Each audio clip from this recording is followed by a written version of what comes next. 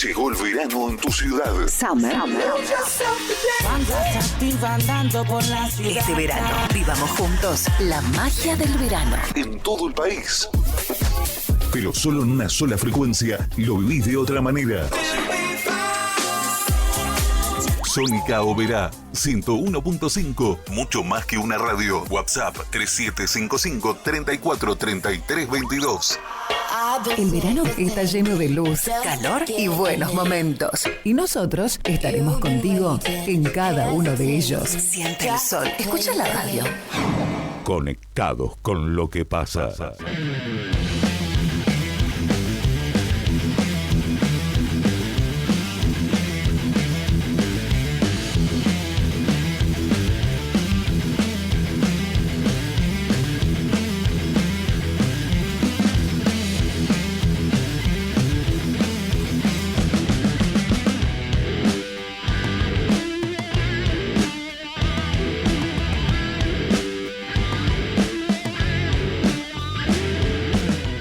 Bien, y está con nosotros, la recibimos con mucho placer. Ilse Díaz, está reconocida, especialista, podría decir, ¿no?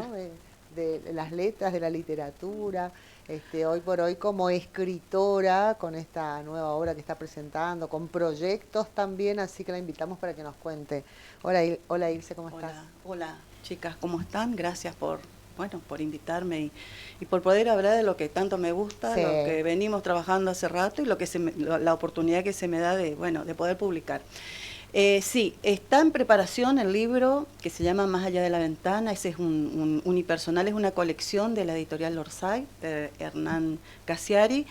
Y ese libro que va a salir, porque en realidad está por entrar a maquetación tras revisiones, sí, hay todo un proceso, sí, prácticamente 2 meses, entre editoras que nos hacen correcciones, sugerencias, propuestas, la lectura entre los escritores, porque somos 32 escritores que tendremos un libro cada uno, y bueno, leernos, aconsejarnos, recomendarnos lo que nos gusta, lo que etapa, ¿no? Sí, es una etapa muy interesante, aparte de conocer hasta personas de México, hay de Alemania, que son argentinos, la mayoría hispanos. Y bueno, la oportunidad de conocer y de poder, sobre todo, intercambiar historias, experiencias y demás. Bueno, la cuestión es que el año pasado, en esta colección Los dos extremos de un grito, fue la primera propuesta en la que yo participé. Esto ya venía, son colecciones de la editorial Orsay, que es una editorial muy conocida, que es de público conocimiento, por así decir, que tiene una maravillosa flexibilidad en cuanto al trabajo, al trato con los escritores y por otro lado la seriedad, ¿no? Parecería ser descontracturado, sin embargo, detrás de esa aparente improvisación hay una muy buena propuesta, digamos, muy seria, donde nos da mucha comodidad a los escritores, ¿no? Y resulta que era ponernos de acuerdo en este grupo de 300, que no es fácil, sobre qué íbamos a escribir. Entonces, como votamos todo el tiempo, algunos que les gusta el fútbol, eligieron sobre qué pasó ese 18 de diciembre del 2022 con el Mundial. Sí. Esa es la temática y todo. Esa era una, pero ¿qué pasaba? Él propuso una. A mí el fútbol no es que me gusta mucho, no es mi fuerte. Bueno, entonces yo pensé en algo que realmente me impactó y que fue las Torres Gemelas del 11 de diciembre, ¿no? De qué manera impactó eso. Recuerdo haber llegado del colegio, yo salía temprano y bueno, siempre dejaba el televisor encendido para hacer un poco de ruido en mi casa porque tengo mascotas. Y resulta que cuando dejo mis cosas sobre la mesa del comedor, el televisor encendido, bueno, veo que unas torres, ¿no es cierto? Lo que ya conocemos, esas imágenes tan fuertes. Yo dije, bueno, esta es una película, pero qué gana de pasar esa película, pensé, pero clarísimo. Llegó el mediodía, yo, no presté más atención que eso y me fui a cocinar, qué sé yo, para el mediodía, para almorzar con mi familia en ese espacio. Y me dice, Mario, ¿te enteraste de las Torres Gemelas? ¿Qué pasó? O sea, que lo que yo había presenciado, que inclusive critiqué, dije, pero ¿qué estos norteamericanos? ¿Qué gana de jorobar con ese tipo? Había sido que era cierto, ¿no? Y eso realmente a mí me llegó muchísimo porque a veces tomamos tan livianamente, si no conocemos el contexto, ¿no es cierto? Bueno, pensamos una liviandad, por así decir. Bueno, entonces era escribir en 120 caracteres, porque no nos teníamos que pasar. O O sea, todo era condicionado.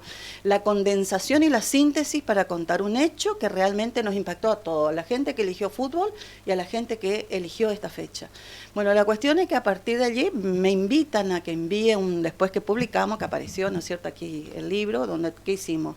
Tuvimos que escribir nosotros el prólogo, ¿sí? Nosotros escribimos el prólogo, y a su vez, ¿no es cierto?, bueno, la reseña que hicimos detrás, de porque escribimos nuestra propia biografía también en tercera persona, o sea, todo con consignas precisas, ¿no?, para responder. Sí, un desafío, un verdadero desafío. Bueno, la cuestión que después de eso mandé un cuento que yo había publicado en El Territorio, porque ya había publicado alguno en El Territorio y Primera Edición, y bueno, estaban allí como descansando, digamos, ¿no? Yo dije, yo pruebo, dije, a ver, ¿en qué consistía? ¿En qué consistía? Que había que escribir 22.000 palabras. Era octubre, había que entregarlo para enero, febrero, a ver, sí. Sí, 4 meses. Sí, 2 meses tenía, no, menos, 2 meses tenía. Y yo tenía un viaje afuera porque tengo una hija viviendo afuera. Yo dije, ¿qué hago? Bueno, no, yo dije, yo tengo que poder. ¿Cómo que no voy a poder? Hice un montón de cursos que yo tomé como alumna de escritura narrativa. Que bueno, este es el momento.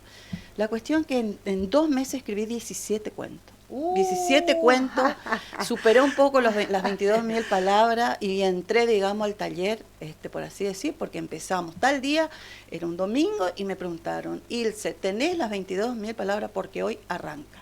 Y llegué, no les miento, era sábado, ese sábado yo había culminado el sábado del día anterior, había culminado a escribir todo, y al día siguiente, Dios mío, ni les cuento el agotamiento. Qué lindo. Me imagino, bueno, fue así como... Sí, pero saben que fue una experiencia maravillosa en el sentido que uno no se da cuenta la cantidad de historias que tiene para contar. Sí. Porque el hecho de la convivencia con otro, de trabajar en distintos espacios públicos, qué sé yo, privados, estar con distintos grupos, uno va almacenando historias. Cada persona tiene muchas historias para contar. Y eso se está perdiendo, ¿no? Se está perdiendo. Entonces lo que tomé fue, me hice como una especie de agenda, escribí los núcleos de lo que yo quería escribir, anécdotas, la mayoría de la vida real, mucha identidad nuestra obereña, misionera, y les gustó mucho. Me dijeron que realmente les gustó, y bueno. Así nació. Así nació el libro, que se llama Más allá de la ventana. ¿Por qué le llamé así?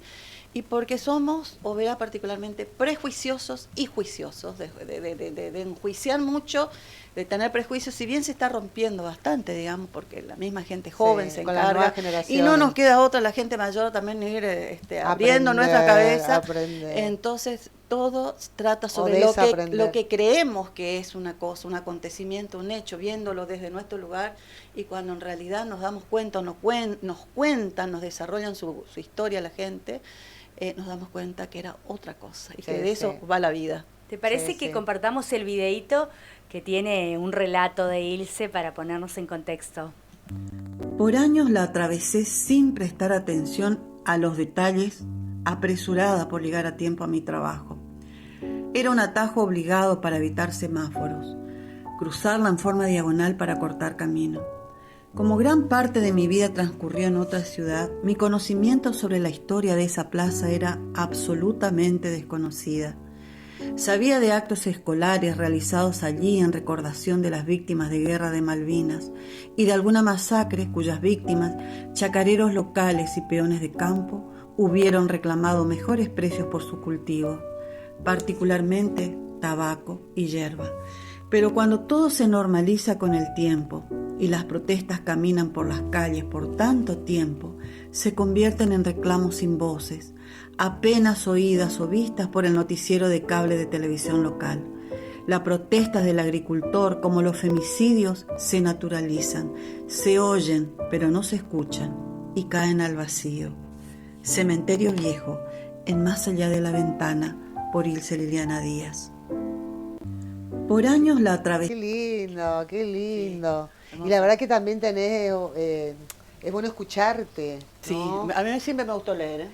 Te cuento que a mí me encanta leer, me gusta muchísimo. Y es buenísimo. Algo que comento así, no quiero spoilear, como se dice, ¿no? Pero algo que a mí me tocó muchísimo fue cuando yo llevé al aula la masacre de Overa con mis estudiantes, cuando leí esa historia, ¿no?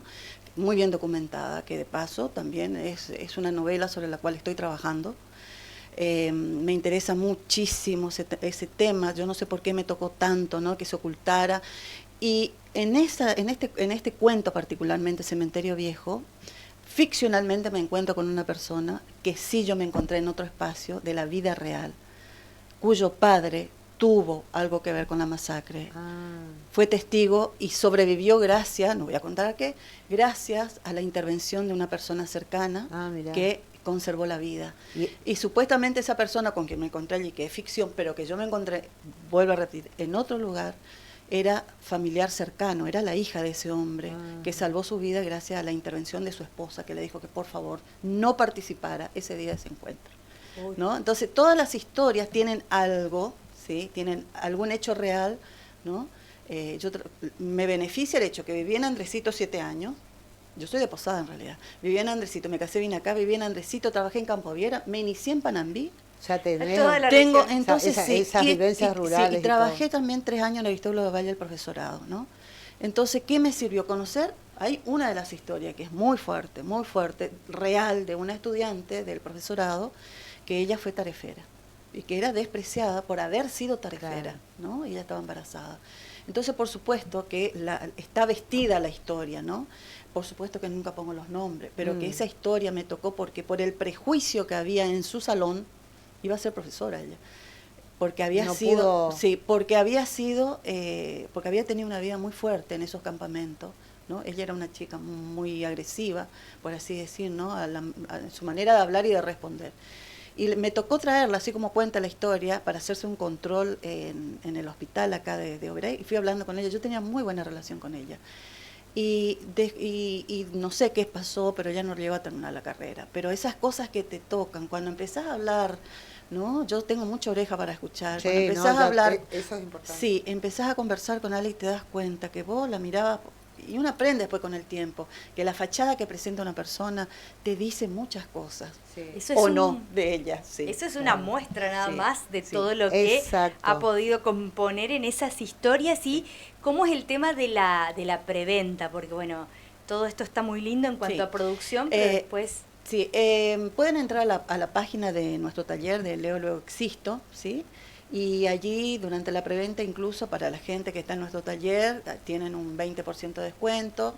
Y están, creo que en el transcurso de esta semana, porque por supuesto tienen que pagar envío, ese es el tema también, van a proporcionar un envío mucho más económico a mi domicilio, ¿no? Entonces... Si se arma un paquete. Se va a armar, exactamente. No obstante, después de que esto sea, porque como dije recién, esto está en maquetación, estamos trabajando ahora, tengo que elegir, justo recién Hernán Casiari me mandó un mensaje antes de entrar aquí, si ya tengo pensado en la tapa, porque cada uno elige, y estoy pensando qué le ponemos a la tapa.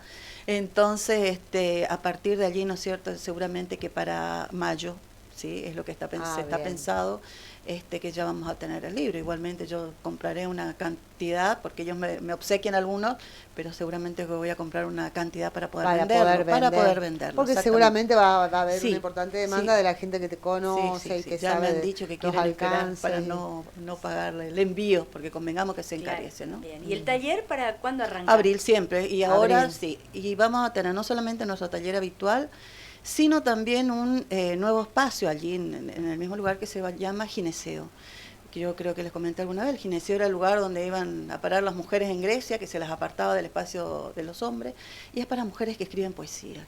Quisiera armar, me interesa muchísimo, y hay escritoras de Alén interesadas y otras de acá, para hacer un frente poético de mujeres, ¿no? Cosa que cuando digan, a ver, necesitamos que nos represente mujeres, bueno, acá estamos nosotros. Es la idea, vamos a ver qué pasa. Bueno, después ya les compartiremos. Los proyectos siguen, está bueno. 5 de abril es... En abril empezamos, sí. Bueno. Siempre es el primer sábado de abril arrancamos, y con eso cumplimos 6 años. Ay, qué ininterrumpido. Qué grande. Sí. Bueno, Ilse, como siempre, un placer recibirte. Saber que seguís con la literatura, escribiendo, que está bueno. Ahora se viene un mes muy importante también, seguramente habrá espacios como para encontrarnos con escritoras que han marcado, con historias de mujeres que han marcado también. Y cuando quieras que vengas a compartir, con gusto avísame y venimos. Bueno, un gusto. Sí, hay mucho. Gracias por venir. Gracias a ustedes por invitarme. Nora Salinas, Luciano Ferreira y Gladys Acuña hacen Conectados. Conectados por Sónica.